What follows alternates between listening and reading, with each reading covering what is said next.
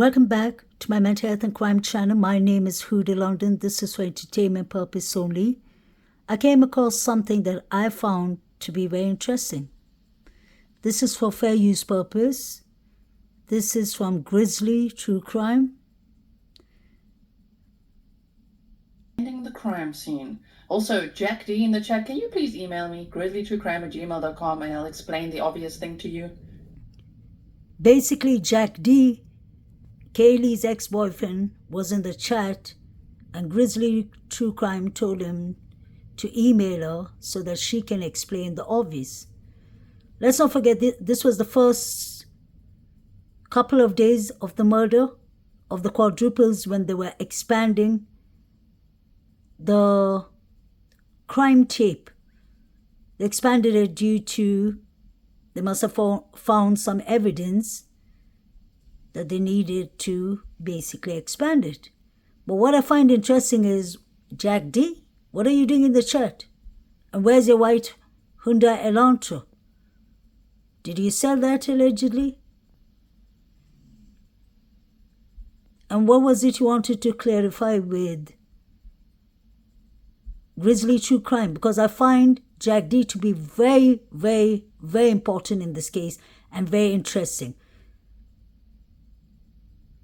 Because Maddie called him 3 times and Kaylee called him 6 times. So 9 times on the whole, both the girls called Jack D. What is it you want to tell the YouTubers? Why don't you contact the police and tell them? What is it you're trying to clarify is my question. Law enforcement arrived that those individuals may have called others that came to this scene, meaning the other civilians. The problem with that is there's always a concern of contamination of this scene. So all of these things are going on right now, but as we speak, law enforcement is here cordoning off this area, widening the area. As they said, expanding the crime scene. Also, Jack D in the chat, can you please email me, grizzlytruecrime@gmail.com, and I'll explain the obvious thing to you. Thank you. I wonder what Jack D has to say for himself. I have a couple of questions for you, Jack D. Were you sleeping when the 9 calls came from Kaylee and Maddie? Why did they call you? Or could you have called yourself? Just a question. You were the last person to be ruled. I do understand that the Congalvis family believe you're innocent. But my question is, why were you ruled out last? Kaylee's brother and father didn't look like they were on your side in the beginning. Off this area, widening the area. As they said, expanding the crime scene. Also, Jack D in the chat, can you please email me, grizzlytruecrime@gmail.com, and I'll explain the obvious thing to you. Thank you. Yeah, Ted, you know, there are just so many questions here.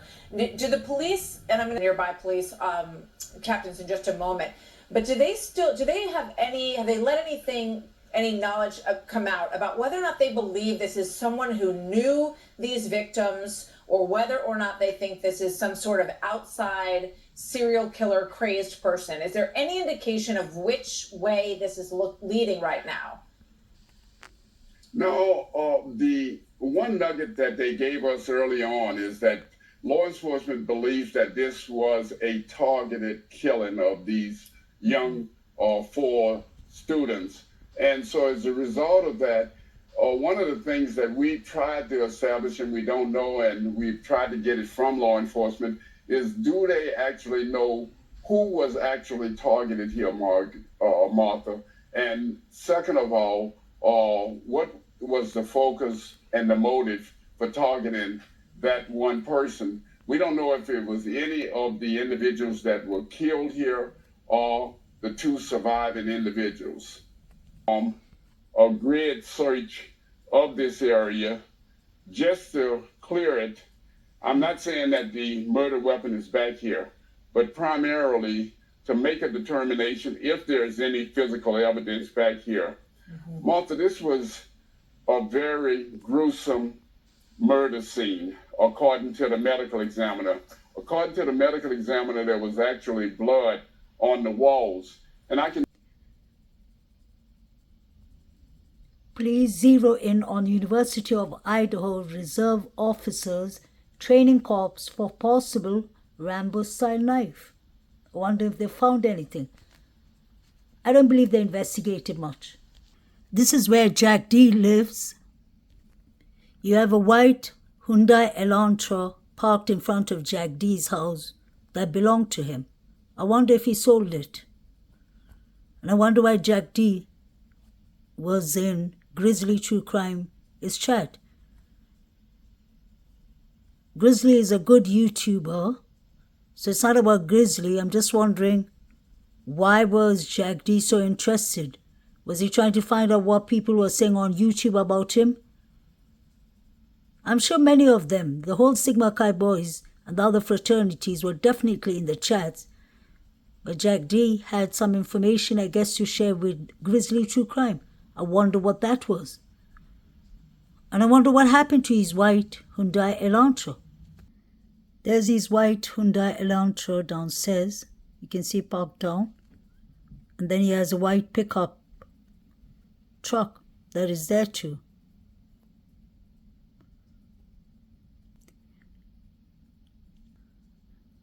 I'm happy that the two surviving roommates survived, but my question is, why were the other four targeted?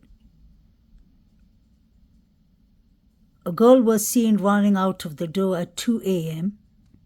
I wonder if it was Bethany Funk or Dylan. What do they know? I wonder where was the exact entry point.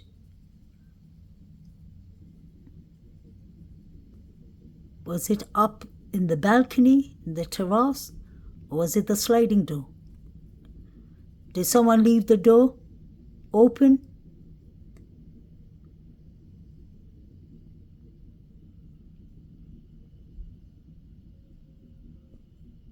Was the slider or the window, it was in the middle floor. So to me, he doesn't have to go upstairs. His entry and exit are available without having to go upstairs or downstairs. Their means of death don't match. They don't match. He doesn't have to go up the steps. I paid for that. It's my right. I wonder if they used the spare room to hide.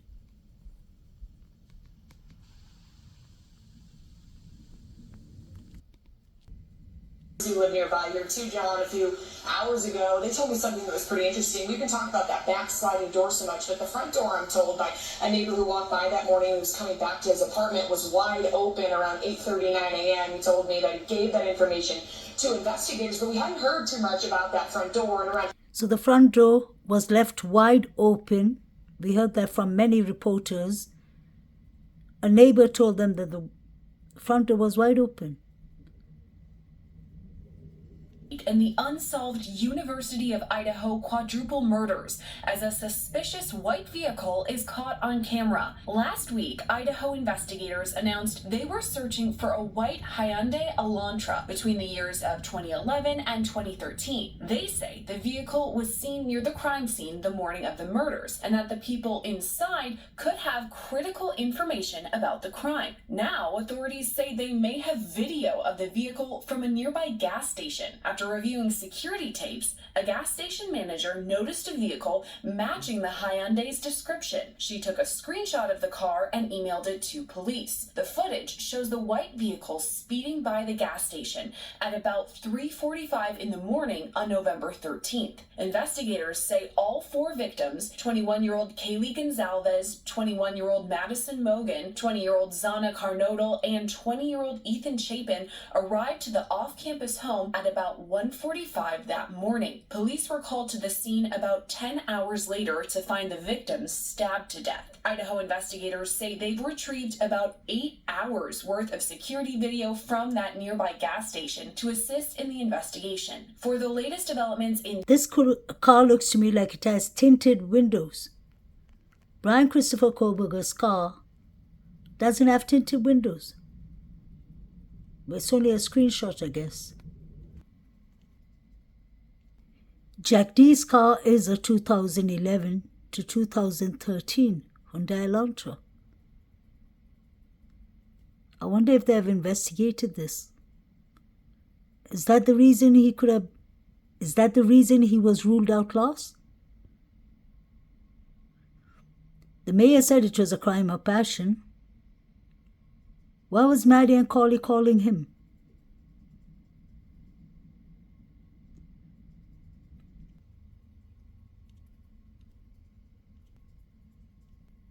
Park, I won't drive like I could, but I won't. Let's go. Let's go. Who could? Can you? No one should drive. Well, shit.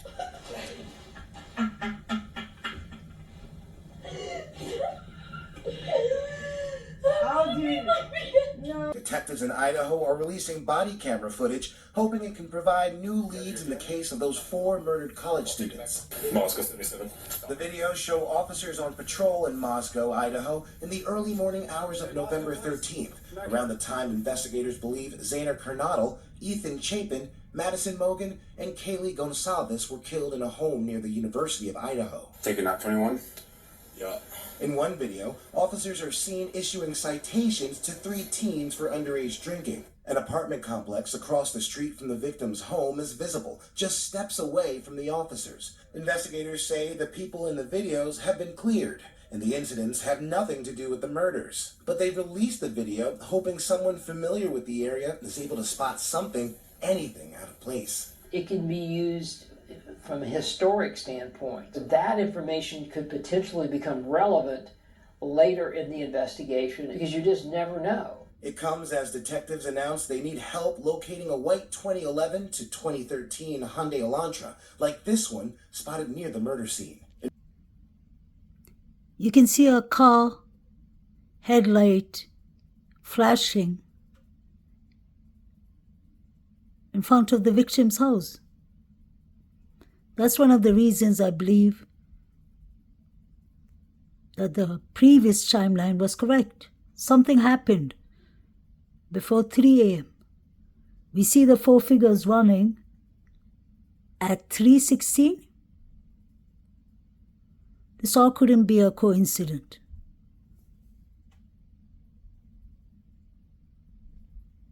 I believe the people who did this horrific quadruples came both on foot and by vehicles.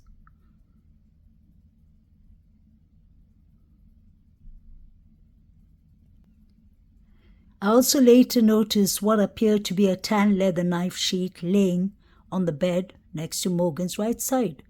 When viewed from the door, the sheet was later processed and had KBA, USMC, and the United States Marine Corps Eagle Globe and Anchor insignia stamped on the outside of it. The Idaho State Lab later located a single source of male DNA suspect profile left on the button snap of the knife sheath. But what is interesting is, let's not forget, it took DM and BF 8 hours to 9 hours to call the police. And before the police even arrived at 11:58 in the afternoon, let's not forget there were many people who entered the house. It's written even in the airmail article that while people were downstairs trying to come into Zana and his bedroom, some people went upstairs and they found Maddie and Kaylee unalived. So if you think of that, the people who went upstairs could have easily planted the knife sheath. Anyone could have done that, because this was a horrific quadruple murder and nobody should have been let into that crime scene. And why did it take DM 8 hours to call the police? That is not a frozen state of mind. That is somebody who, I believe, who was quite comfortable to be there for 8 hours and not call the police. Didn't she need to go to the toilet? This doesn't make sense at all. DM said she opened her door for the third time after she heard the crying and saw a figure clad in black clothing and a mask that covered the person's mouth and nose walking towards her. DM described the figure as 5'10". Brian Christopher Koberger is 6'2". How could she get that wrong? That's a massive difference. Taller male, not very muscular, but athletically built with bushy eyebrows. It's strange that she noticed the bushy eyebrows, but she did not notice the person's eyes, eye color. That is the first thing you usually see in a person. That's what we say in psychology. But she managed to see bushy eyebrows. Saida had bushy eyebrows. Two of the boys at the band field had bushy eyebrows. Joe Vito has bushy eyebrows. That is not a proper description. Why did it take you 8 hours, Dylan? I find it to be strange. This is interesting. As part of the investigation, numerous interviews were conducted by Moscow Police Department officers, Idaho State Police detectives, and the FBI agents. Two of the interviews included Bethany Funk, who has exculpatory evidence, according to Brian Christopher Koberger and Ann Taylor, and DM. Both BF and DM were inside the King Road's residence at the time of the homicides and were roommates to the victims. Quite strange that 6 people are in the house. 2 of them, the 2 surviving roommates, haven't been harmed, and 1 of them managed to actually see the killer. She froze for 8 hours, 9 hours, and she let other people come into the scene. I'm not saying anything wrong about Dylan, but I'm just wondering. This doesn't make sense to me. If you see somebody that doesn't belong in the house with the description that DM is giving, wouldn't you lock your room and call the police immediately? She even saw the person leaving from the sliding door. So why was she comfortable for 8 hours? Were they waiting for the victims to be completely gone before they called the police? That's the only way I can see it. You would have immediately called for help. And we've heard from the grand jury, or rumors have come out that BF and DM were texting each other while this horrific quadruple murders were going on. I hope you get to see their witness statements on stand when they come to court.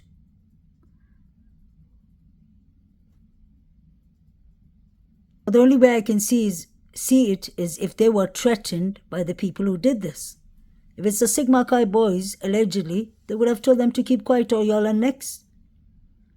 It doesn't take anyone 8 hours not to call the police. This is a tragedy.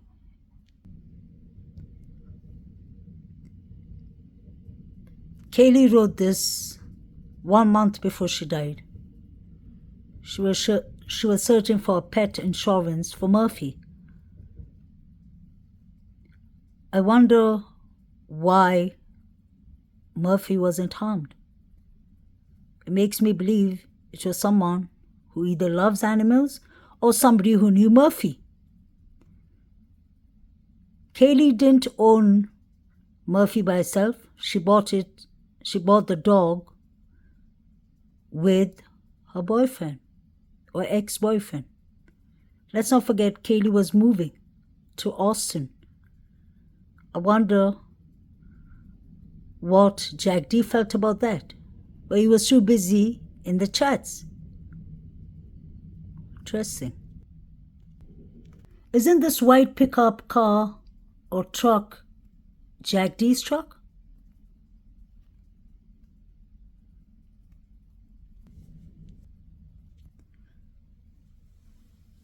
This is DM's statement.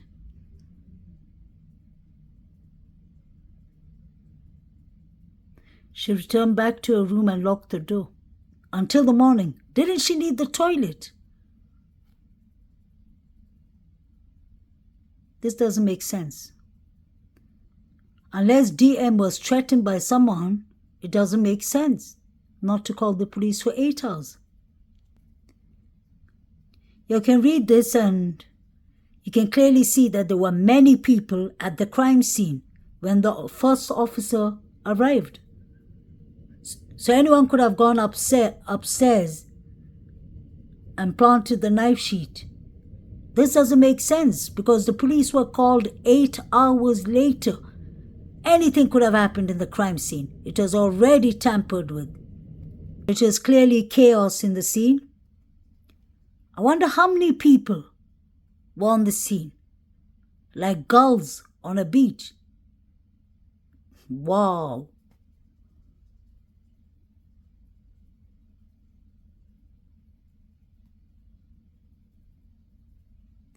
Is that the reason they got rid of the house? They must have demolished the house because there were many unidentified DNAs, besides the 3 unidentified male DNAs. So these people were in the scene, going up and down to all 3 floors. DM and BF were on the scene for 8 hours after the murders. So you can imagine. It's going to be a very interesting trial. May the 4 victims rest in peace. Have a lovely day. Please like, share and subscribe.